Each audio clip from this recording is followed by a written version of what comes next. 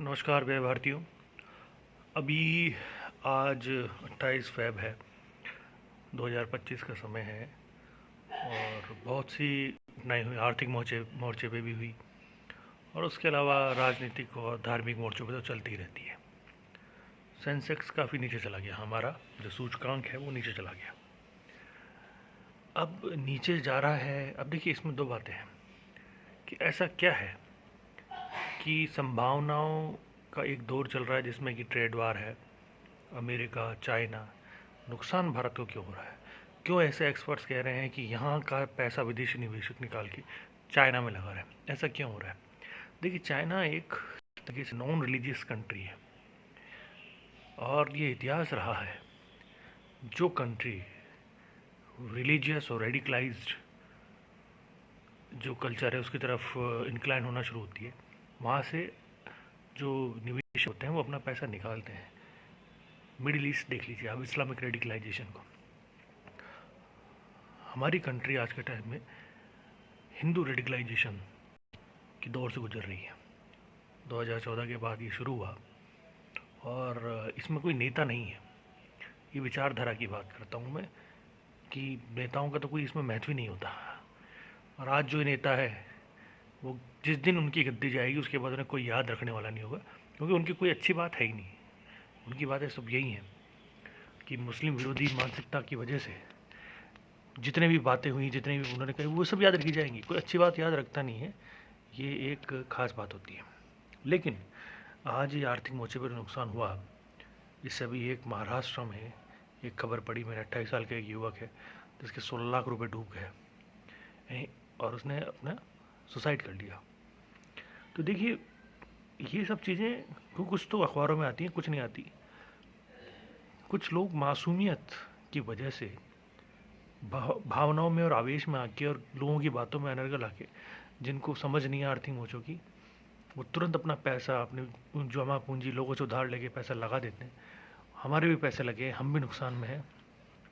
फ़ायदा किसको होता है? देखिए, फ़ायदा होता है यहाँ पे उनको जो पॉलिटिकल लिंकेज और लीनिएज के साथ बैठे होते हैं, जिन्हें खबर पहले मिलती है पैसा आप निकाल लो क्योंकि मार्केट क्रैश होने वाला है। तो देखिए, इसमें चाहे हिंदू हो चाहे मुस्लिम, जनरली इसमें लगाने वाले हिंदू ही होंगे ज़्यादा, तो नुकसान उनको बहुत होता है।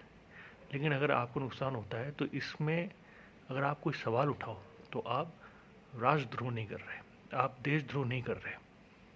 और ये कहते रहेंगे क्योंकि ये इस बात में अगर आप सवाल पूछो तो कोई नेता अगर गिद्ध कहे या किसी बात में किसी को सुअर कहे, ऐसे लोगों की क्या है कि एक क्षणिक इनकी वो है कि इन्हें ख्याति मिलती है, लेकिन क्षणिक है। 5 साल, 10 साल, 20 साल, जब हज़ारों साल का इतिहास है उसमें 10-20 साल में कोई आदमी कुछ कर जाए उसको कोई याद नहीं रखता।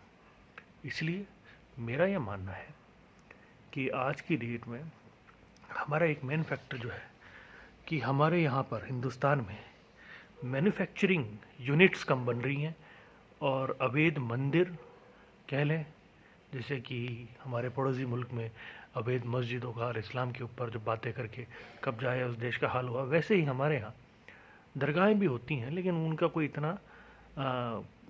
इतना वो नहीं है उनका रोल जितना कि अवैध मंदिर कुछ बने हैं कुछ सालों में, कब्जाने लगे हैं। तो नए मंदिर बनने से रोज़गार मिलते नहीं हैं। महाकुंभ में सरकारों के आंकड़े हैं 4 लाख करोड़ मिल गए, 3 लाख करोड़ मिल गए। हालांकि ये गणनाएं हैं जो जब तक कि इनको तर्क संगत नहीं आता, मैं तो इनको झूठा मानता हूँ।